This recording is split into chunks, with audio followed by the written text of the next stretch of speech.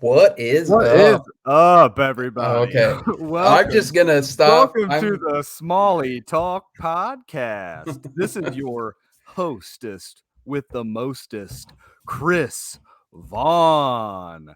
On the other line, far, far away, in a basement all his own, is my co-host, Josh. Hammer Time, Shrinko. What's up? Was I that good? did so Was that buffer? Was that you buffer-esque, would you say? you missed it though because I was gonna say my co-host Chris Sandstorm Vaughn, and you're gonna reminisce on back in your Xbox days. So I know, dude. I The remember that. sandstorm. Yeah, Yeah, Sandstorm absolutely, Vaughn. dude. Well, it's been a long time since we recorded an episode. I mean, I think it's About a probably month. been what, like, I Yeah, don't it's a know. month. I looked. I thought it had Has it been a only little been a bit month? longer. Yeah, Yeah. Okay. yeah. That's not too long. So some things have happened since, for sure, but things are starting to gear back up, getting ready for spring. And we actually have a couple guests on the show tonight. Pretty excited about it. Yeah, pretty cool. The Remington cousins. I was going to say brothers, but I don't think that they're brothers. They are in fact cousins. The Remington cousins. One of which, our listeners probably already have heard about this because it's been making the rounds on social media and the interwebs and whatnot. That Rex Remington just set the Indiana record for smallmouth bass. So we're going to That's have him on to talk about it. crazy. I that was like out of the left field. I would have not. Yeah. It wasn't just out of left field. It was out of Right. left field. Like, usually when state records like that are broken, you'll have like a progression of like, oh, Right. there's Getting close. people getting close or whatever. And this dude smashed the state record, I think, by a pound. I think it was over a pound. Yeah. Crazy. Mm-hmm. And where it came from is even crazier. But Let's bring him on, dude. Let's hang bring on, him hang on. on to talk about it. Before we are going to bring him and his cousin Dean on. I want to talk a couple things. One, you and I are about ready to embark on our early spring trip. We keep adding trips throughout the season. I don't know how we get by with this, but this is we have a spring trip and now we have an early spring trip. So we're gonna go. Soil up some Susquehanna smallmouth with Randy Josh and I Long. both toiling away late hours in preparation for leaving for a couple of days. Working, Yeah. I think last week I worked like 65 hours. This week, I'm going to be working until probably 7 o'clock every night, getting ready, but it'll be worth it. We're going out to see old Randy Long out on the Susquehanna. So pretty excited about Should be that good. for sure. Need some time off. Need to get away. Looking forward to getting out and fishing. It's been over a month since I've been fishing. So yeah, definitely very much looking forward to that. Yeah, it's been a little bit. I got out and waited a little bit, did that, but yeah, really the last time I did go fishing with David Williams. Shout out to David Williams, took him out on the tippy. Quite the lackluster trip, but hey, can't win them every time. The fish are definitely in more of a. We won't get into that a ton in this episode because I want to bring our guests on, but fish are in this weird in Indiana anyways, they're in a weird like transition between winter and spring spots, and it's can be one of the trickiest times of the year to find them. We got them dialed in the winter time. What's that? It's a little bit of feast or famine right now, I think. Yeah, You more can hit them famine than right. feast from what I've seen, but Sure. but yeah, all right, man. Well, let's bring these boys on and talk a little bit of Indiana smallmouth. We'll see if we can get an education here. We need it for sure. We definitely need it. We got Rex and Dean Remington on. What's up, guys? How are you doing? I'm doing great. Couple of absolute legends just entered the studio here. I actually just checked to see if they had updated the DNR's excuse me, the DNR's website, and in fact they have updated their website officially. The Indiana state record holder Rex Remington, pretty amazing. I mean, honestly, it's crazy. Yeah, I'd agree. Yeah, it's been crazy. Had you even been close to? I mean, in other states or other trips, have you even been close to that 8-pound mark before with smallmouth? Oh, absolutely not. No, no way. Probably my biggest up to that point was maybe 4.5. And it was certainly a mistake. Yeah. That I had bet to have that felt like a thing- different animal. When you Yeah. pick that thing up, it probably felt like a different species. Yeah. Yeah. That's my biggest bass ever of any species, really. So, I mean, you're in Indiana, so that doesn't. I mean, 8-pound yeah, largemouth is crazy. yeah. I mean, if And what? people catch an 8-pound largemouth in Indiana, it's like, wow, that's a huge. I mean, that's a monster. But 8-pound smallmouth, I mean, that's crazy. And honestly, it's kind of nice that we're up in that because every once in a while you look at like the national, all the different state records or whatever, and Indiana's record has not been awesome. I mean, it was like, was it 6'11"? Is that what the record was before? It was 7 something. yeah, 7.4, I think is what it was. Yeah. Before. Yeah.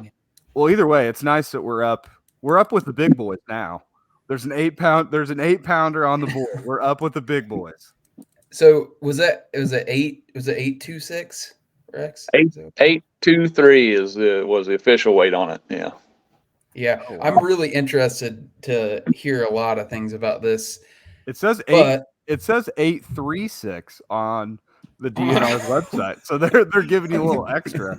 Yeah, that's like the ounce equivalent, like 3.6 ounces, but on the decimal like oh 8 yeah, pounds. I Yeah, see what you're saying. just under 8.4. Yeah, just a little Yeah. under. So before we get started about this fish, because obviously that's going to be the bulk of this, I want to hear really about just you and Dean. Supposedly you guys are cousins. I heard brothers, and I heard cousins, then I heard father son. So I don't know what to think here. Yeah, you've been talking to Dean beforehand, haven't you? Yeah. So I would like you guys just to tell me, where you're from, what your fishing, career has been thus far, and we'll give you the stage. So Yeah. Okay. Well, I'm from Madison County up to Alexandria, Indiana, originally born and raised up there, and my folks and brother, sister-in-law still live in that area. I moved down to Seymour in 1990, and I've been fishing Monroe Lake. I can remember going down there with mom and dad when we were kids, crappie fishing and so forth. I've really kind of fished it, hard here in the last maybe 30 years or so since I've been down in the Seymour area. So I live in Freetown, outside of Freetown now.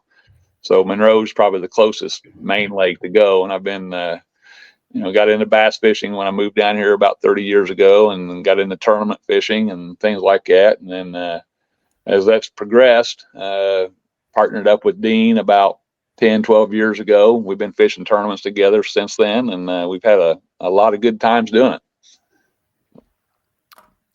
cool. You guys mostly fish like tournaments on Monroe, or do you guys go around to other? Mostly Indiana. Yeah, the Indiana circuits, Hoosier openings and things like that. So Patoka, the Ohio River, things like that. And we've had some classic deals where we've been on Gunnersville and some other places like that over the years. Oh, that's cool. Yeah, that's fun. The Indiana is, I always look at like the pro field, and obviously you have Wheeler from Indiana, but there's a few other guys on the pro tour. And if you come out of Indiana knowing how to catch fish, I mean, you can pretty much catch fish anywhere because it's brutal here. So yeah.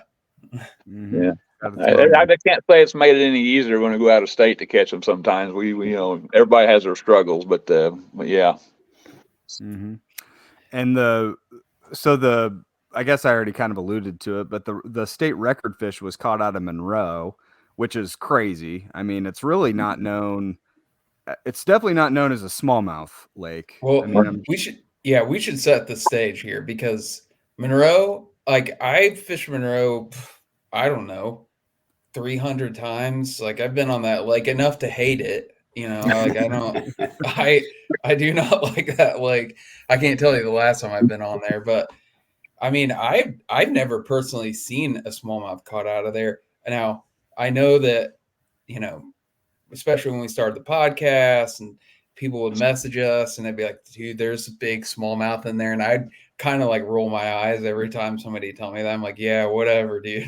I'm not fishing for smallmouth there. And then when this came across, I was like, holy shit, I cannot believe that came out of Monroe.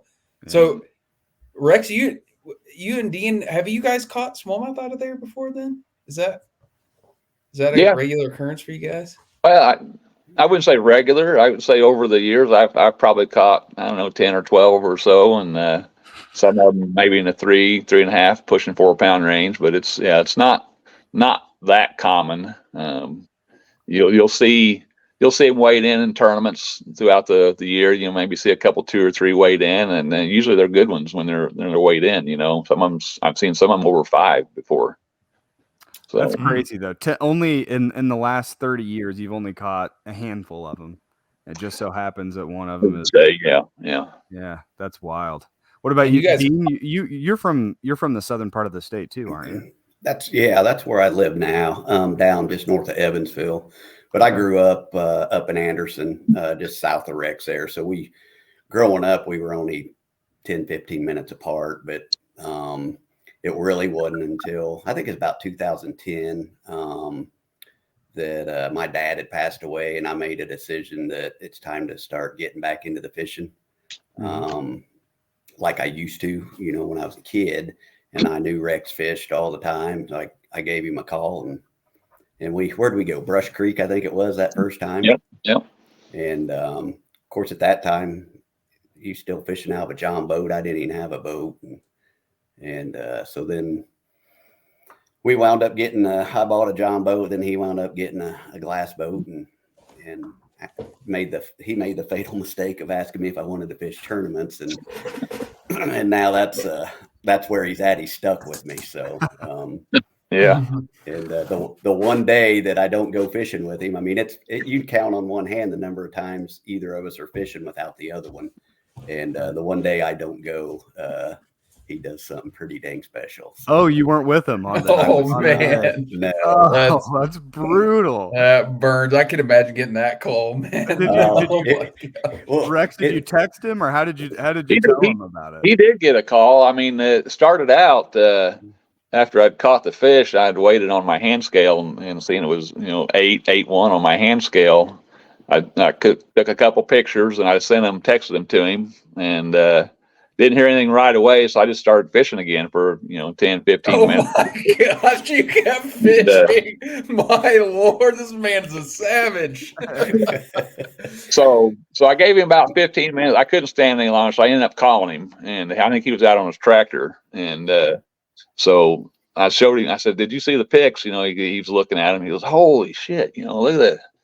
He goes, "I think that's a state record." And said, I said, "I looked it up before I texted him, and I said, I think the record was like 7.4 or something." So, and at that point, it's kind of getting a little crazy. He wasn't, like, "What are you going to do? You need to get that thing certified." I said, I don't know, Dean. I don't know. I may just I don't know. I don't want to go through all that process and get it certified and all that, finding a scale and all that. He goes, "Oh, you gotta get it certified." So I don't know. I may just turn it loose, Dean. I don't know, but so I'm sitting out there in the boat, and Dean, he's the guy that basically made it all happen. I mean, he's on the phone calling our buddies and everybody to try to track down people that could help get it certified on a Sunday. It was probably 10, almost 11 o'clock when I caught that fish. So he's on the phone to, we got good buddies, Chad Smith and Blake Albertson and Aaron McAlexander and all these guys collectively. They were able to,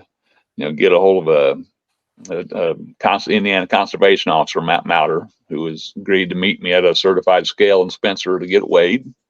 And then they also got a hold of the IDNR biologist, Dave Kataka, that was agreed to meet me back at the lake where I released it. So, I mean, that's between those guys. If Dean hadn't been on the phone doing all the networking, we probably wouldn't be sitting here talking, because I would probably that's kind of a hard process to go through to get it weighed on a certified scale. I mean, Spencer, for those who aren't from Indiana, that's not like right down the road either. I mean, that was probably what, 25, 30 minutes? About closer to an hour. Yeah, about an hour from the lake. Yeah. So you just had it in your live well and were able to keep it alive. Now, what's the rule? Do you have to actually have it released back live for it to count, or can it just be? No, they don't have any real requirements on that. They do need it to be certified or weighed on a certified scale, Okay. and with witnesses, and then also they wanted a length measurement on it. But other than that, you could have kept the fish if you so desired. But my whole objective the whole time was to make sure that fish was released. I mean, I'm big catch and release. Like I say, we do a lot of tournament fishing.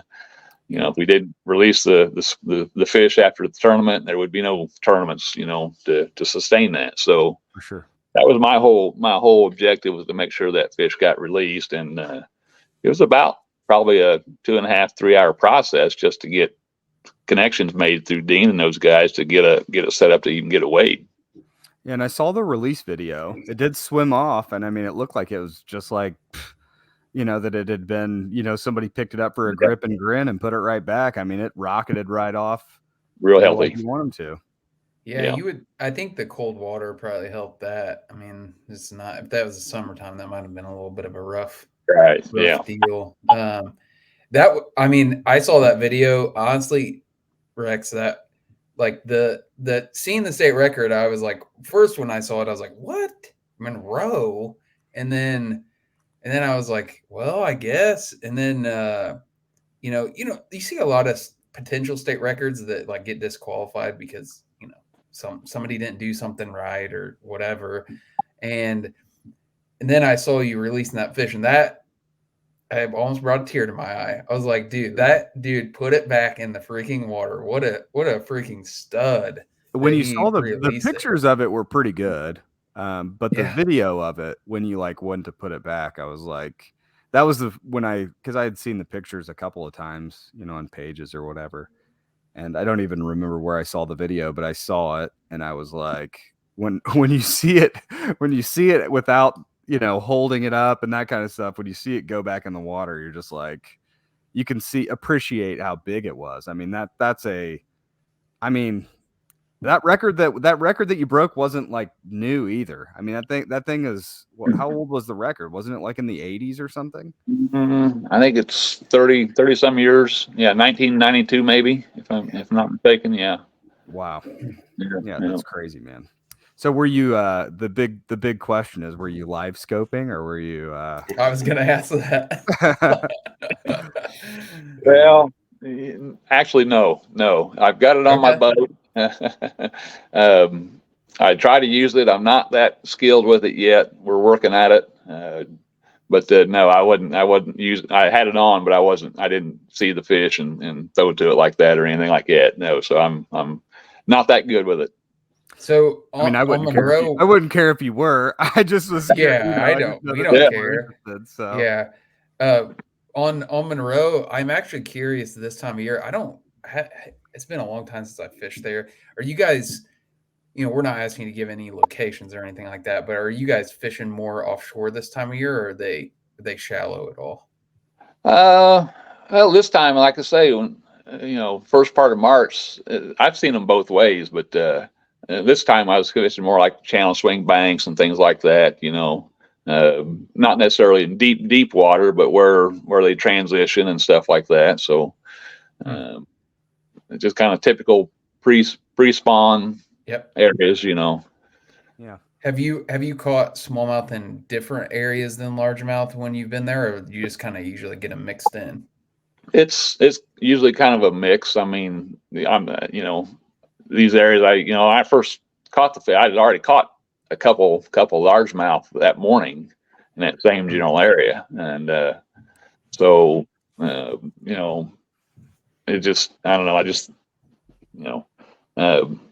most of the times you go down there and you never expect that you're gonna catch anything like that. So to find anything like that, it was a total surprise. But most times I've caught some of them smallmouth. They've been, in the same type of areas, like a transition bank, early spring, probably when I've caught some of the better ones I've caught. So the question is, did you put it right back where you caught it, or did you just put it back anywhere? It's close to home. Yeah. That's cool. Yeah. Okay. Awesome. Maybe in a couple of years we'll see another record, maybe a little bit bigger even. That's great. Did they get That's off to anybody that does that. Yeah. No, I meant you. I meant you. Oh, no, I meant you catching I it don't know. again. No, we don't want anybody else to do it. No, you keep it in that. So did they get a scale sample off that fish? No, they did not take a scale sample. I figured that they would if that DNR, the biologist would have wanted that, but that one I just caught one that was 22 and a quarter last month, and I kicking myself. I was like, dang man, I wish I would have got a scale sample. I just didn't think of it at the time. So yeah. That fish had to have been pretty old. I mean, how long? I don't even think I asked. How long was the fish? That was 23 inches. Yeah, look at that.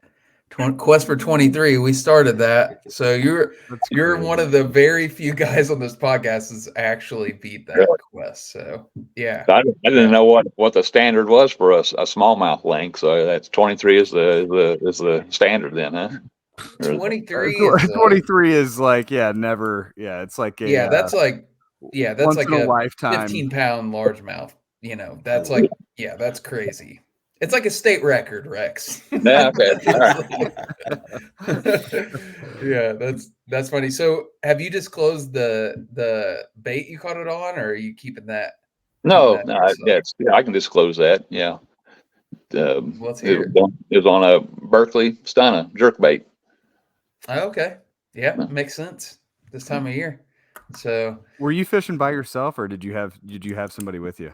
No, I was by myself. Yeah, it was first trip of the year for me. Yeah. Man, what a trip! What a first trip! I mean, if you'd had somebody with you, they probably would have messed it up. They probably I've seen Dean's net jobs. We kind of I told him I was surprised he even got it in the boat without me there to net it for him. So, trust me, I've netted a lot of fish over the years. So yeah, all for him. So were you like when you hooked it, like how long did it take before you knew it was like a really special fish? I could tell pretty soon as when I set the hook that there was a big fish, because you could kind of feel the head shakes and kind of the bulldog. I had no idea what it was. I mean, it'd come up on the top and rolled a couple times and got closer to the boat, but it was still kind of bulldogging pretty hard. But I didn't really know until I'd netted it and laid it in the bottom of the boat that it was a smallmouth. I thought it was just a big largemouth the whole time. It's still, I mean, that's still, I bet you were. What's your personal best largemouth? It's like 715.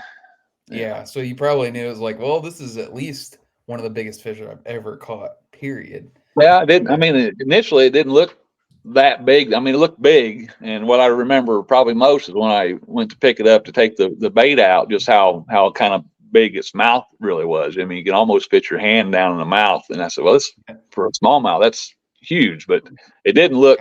I had no idea it was eight pounds, and until I put it on a scale. That's crazy, man. I mean, I can't. Jeez.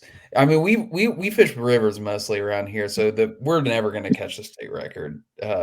That 22 and a quarter I just caught was 5.66, and I can't even imagine putting a 3-pounder on top of that. Like that doesn't even seem real. That's crazy. Yeah. So you ended up after a while, I'm assuming Dean finally convinced you that you needed to try and leave the water to get this fish, weighed and that kind of thing. I'm assuming you ran back, and do you just have like live well on your boat to kind of keep the thing going, or did you get a bucket, or how'd you keep it alive?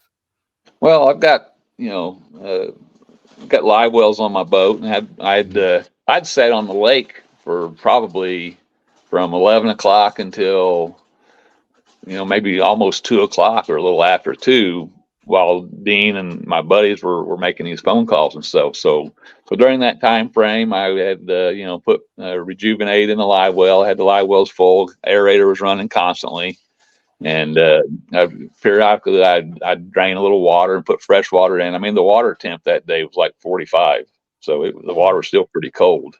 Sure. Even though it was a bright, kind of a sunny, warm day. And then when we finally figured out where we're going to take it, I ended up plugging the overflows on the live well. I had both live wells full and just, drove it up there with the live wells running. So and then during the entire weigh-in process, I had a weigh-in bag, it was full of water. So the only time the fish was really out of the water was the time we had it laid on the scale to be weighed. We'd be screwed in that situation, Chris, because Yeah, we would. well, at least in my boat, we both have jet boats. Chris took the live well out of it because he owned it then. Do you have a live well in your boat, in your new boat? Nope. Yeah, we would be so screwed. We would have to I don't know what we would do. I just fillet it up, start munching. Oh man! So you caught it on a Berkeley? Is it Stunna? Is that with an A? Don't they spell it like the kids spell it? Yeah. What color was it? Like a baitfish type of color? I would assume. Well, I think it's called Stealth Shad is the color. It's called on. Yeah. So probably got a little bit of clear, a little bit of shine to it. I would imagine. Little chartreuse tint to it. Yeah. Okay. Yeah. Yeah. Suspending jerk baits. I mean, that's classic springtime. I mean, honestly, I don't, and even the way that you caught it and the fact that it was even for you was just kind of a freak fish, that I mean, you have to wonder how long that record will stay. I mean, I would assume a long, long, long time. I mean, is it kind of set in for you? How, I mean, whatever for you tell other people that don't really fish or whatever, or even people that fish that aren't really bass people or whatever, they don't really care. But for the people that do this a lot, I mean, it's a big deal. I mean, it's a huge deal. Is it kind of set in for you how, I mean, out of nowhere this is and how long this is going to be around? And I mean, it's a, it's something that's going to keep your name will be out there, for a really long time. I guess it never really hit me how big it was, I guess, until, I started seeing all the posts on Facebook and how quickly that kind of exploded, and the different sources and people reaching out, wanting to talk about it. Cause I didn't realize, I guess I should have probably realized, cause the main bass species, largemouth, smallmouth there, that would have really, been a pretty big deal, but it just didn't really sink in until I saw all the outpouring of people on Facebook and all that. I mean, it spread like wildfire. I mean, literally I think the same day that it happened, I think I got it from 3 or 4 different people. Hey, did you see this? Did you see?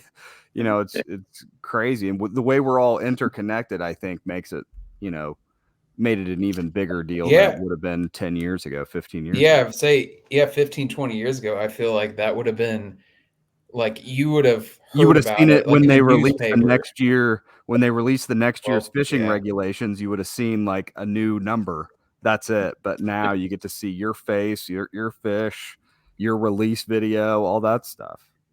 Oh, thanks to social media. Yeah. So it's got its pros for sure. What's the who do you think, you said some people have reached out? I'm sure that you've had local news people and that kind of stuff.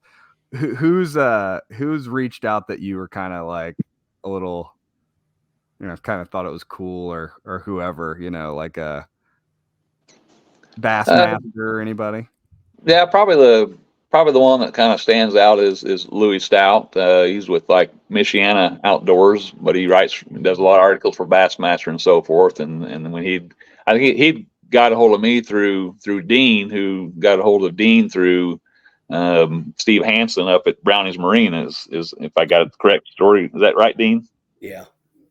So Louis had reached out to both Dean. He'd talked to Dean a little bit, and then talked to me, and I was kind of keeping hush for the most part until everything got certified. I didn't want to be talking to a bunch of people, and wanted that certification process to get completed. But yeah, so Louis Stout was one of the guys that we had talked to. And he's wrote an article. He's the first one I really gave a lot of the detail to, as far as how the catch went down and all that. And obviously, I mean, the Smalley Talk podcast reaching out is obviously just a huge, absolutely huge deal for sure. No, that's so cool. I mean, Josh has had a little bit of a similar experience. I mean, because you did catch a 13-inch fish that you talk a lot about, right? Did you guys see that? Did you guys see the I had seen that. Yeah, the orange smallmouth? Yeah, orange. yeah. That was Not awesome. quite. Like, I would much rather have a state record on my resume than this 13-inch smallmouth. But hey, beggars can't be choosers. Hey, would you did some news media for your 13-incher, didn't you, Josh? So that I got interviewed. Yeah, it was in a few magazines and stuff. It's a weird feeling, Rex, on that getting like when you get media rounds. And by the way, if you guys need any connections on, if you aren't, you should be in Bassmaster magazine. They should do that. And if you're not, I'll make some calls because you guys should. Whoa! Damn, I know dude. people at Bassmaster, so I can get you hooked up. No, but. Josh, Bassmasters, not ass masters. But speaking about the longevity of that record, the one that'll probably, I mean, that may never get broken. I mean, not in Indiana. It's like one of those. I don't know. I definitely would have never. I definitely think you will hold a lake record forever, until the dam at Monroe breaks and drains forever. You will always own the Monroe Reservoir smallmouth record unless someone. I don't know. I don't think that'll ever get broken. I just don't see it. I can see it coming off like one of the northern lakes, like a natural lake up there, Lake Michigan or something. Maybe.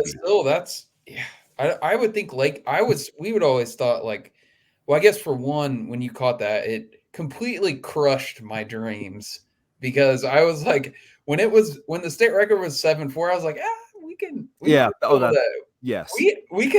We've gotten close. Yeah, we could get this. It's realistic, dude. Add another pound onto that. It's never gonna happen. No, that's not. No, not happening. So I might try and grow one in an aquarium or something. I don't know. But I think though that Indiana just doesn't have enough smallmouth fisheries. I mean, when's the last time there's been that big a fish caught in St. Clair? I mean, I don't. There probably has, but. You hear about those anything, maybe not 8s, but like 9s you hear about for sure. I haven't heard anything. There was a 10 caught on Erie. Was it the year before last? Mm-hmm. I haven't heard anything 9 anywhere up there. Like, so I don't know, man. I think you'll be in the record books for a long time. I think and that's cool. Like, kids, grandkids, all that. I mean, that name is going to be, I'm not trying to make you feel, emotional here, but I mean, that's a legacy, man. I mean, that's going to be around for a long time. Are you going to have a replica made of the fish? I'm assuming. Yeah, for sure. Yeah. I'm looking forward to doing that. And Dean's going to help me out on that. I was going to say, who are you doing? Who's doing it? If you want to. Not been figured out yet, but Dean's got a contact down there that does a lot of his taxidermy. You probably see some up in the background there. Yeah, see some pelts back there. What's that in the middle there? What is that? Those are 2 otters swimming in a circle. Oh, I see. The enemy of smallmouth. By the way, I just gave controversy right now. I just gave a presentation at an event for it's like a Christian outdoorsman deal. And they had some conservation officers there, and they said that they're essentially going to make an open. It'll be like a statewide otter season, I guess. Oh, really? Yeah. So I guess. Now, hang on. You glossed over this, Chris. You spoke at a Christian men's fishing thing. Is that what it? Did they listen to this podcast before they? I told them. I told them. I said, guys, the guy that I host this podcast with is disgusting foul mouth, and I don't like it. Personally, I don't like it. I think it's garbage. I think it's lowbrow. I don't like the language he uses. I don't like the sexual jokes that he makes. I don't like it one bit. But that's my story. If you're okay with me speaking.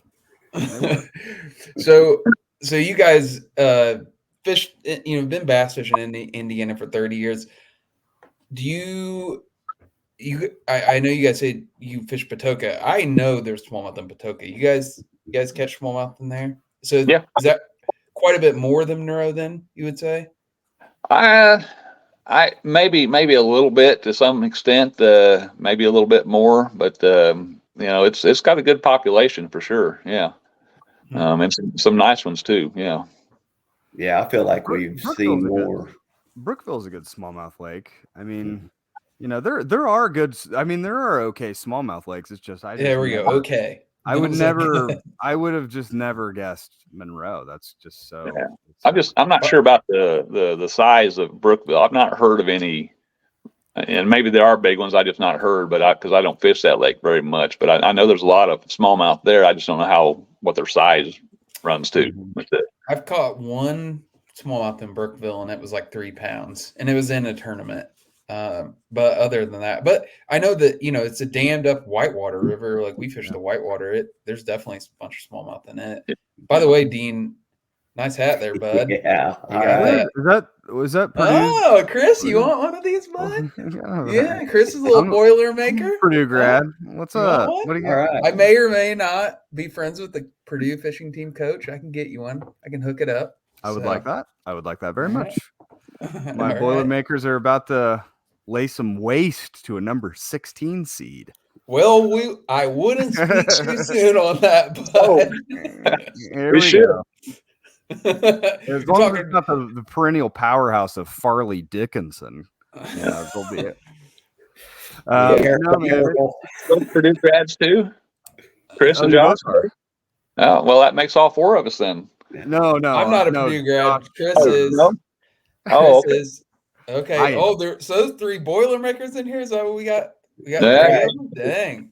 You guys are in enemy territory. What made you move down to southern Indiana? That's got to be torture down there, man. It when I first moved down here, it was pure torture because I didn't mind IU basketball growing up in central Indiana, but once I moved down south, it got really tough. So I'm the same way. I'm not I graduated from IU law school, so I'm not, whatever. It's fine.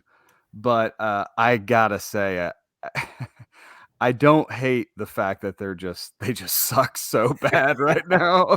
I mean, I don't hate IU basketball at all, but I have to assume that if Purdue sucked, IU fans would be intolerable right now. So absolutely. Yeah.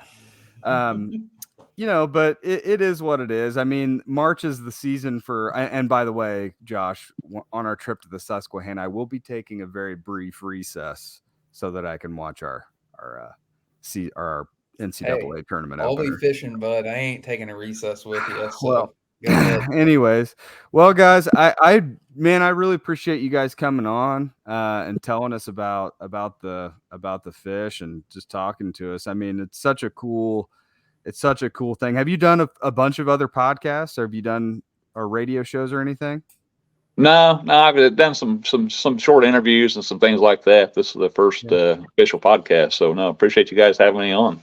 Yeah, absolutely. I mean, do you guys have any shout outs? I know you guys tournament fish. You got local tackle shops, sponsors, anything that you want to put out there for our listeners? Well, for me, it's a lot of thanks goes to my cousin Dean for keeping me calm and not doing something silly like turning this fish loose, and going to the house. But I mean, the story would have been so much weaker if it was just like, I caught an 8-pounder out of Monroe and then let it go. People would be like, okay, yeah, I'm sure you did, man. Well, yeah. So thanks to Dean and Chad Smith, who he's a high school fishing coach for Owen Valley there in Spencer, and Aaron McAlexander and Colson Head and a lot of other people that kind of helped. Matt Mouter and Dave Kataka, who work for the INDR. So all those guys and people up at Spencer's at Bab's Supermarket, Jane Parks and Bev Terrell, who helped weigh the fish in, allowed us to use their scale. So if it, we hadn't been able to track down a certified scale in a reasonable time, I would have certainly had to turn that fish loose. So because my whole, like I said, the whole objective was to keep that fish alive. Yeah. You weighed it in a supermarket. I did not even think about where you would find a certified scale. I was thinking that biologists had, some scale that he's like, oh, bring that. You in the supermarket. Yeah. Really?